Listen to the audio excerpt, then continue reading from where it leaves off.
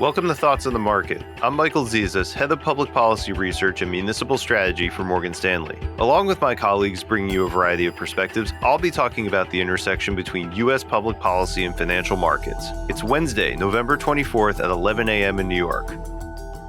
Last week, the Build Back Better Act took a step toward becoming law when the House of Representatives passed the bill along party lines. While the act now still needs to win Senate approval, likely with some substantive changes, there are two lessons that we learn from the House's actions. First, U.S. fiscal policy will continue to be expansionary in the near term. That's based on analysis from the Congressional Budget Office of the Build Back Better plan, adjusted for some key provisions that likely won't survive the Senate. When added to the analysis of the recently enacted bipartisan infrastructure framework, it shows the combined plans could add around $200 billion to the deficit over 10 years, close to our base case of about $260 billion.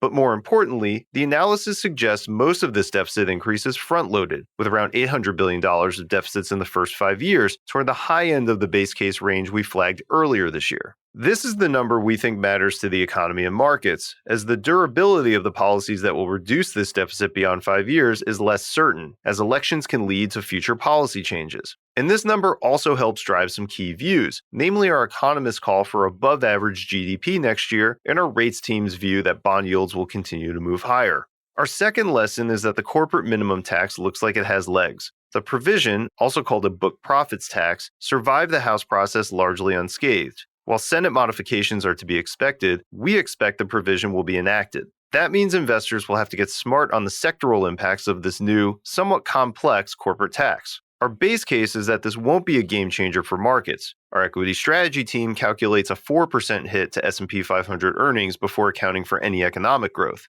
And while some sectors, like financials, appear most likely to have a higher tax bill, our banks analyst team expects most of this new expense can be offset by tax credits. Still, this new tax is tricky and untested, so fresh risks can emerge as the bill goes through edits in the Senate. So we'll be tracking it carefully into year-end. Thanks for listening. If you enjoy the show, please share thoughts on the market with a friend or colleague, or leave us a review on Apple Podcasts. It helps more people find the show. The preceding content is informational only and based on information available when created. It is not an offer or a solicitation, nor is it tax or legal advice. It does not consider your financial circumstances and objectives and may not be suitable for you.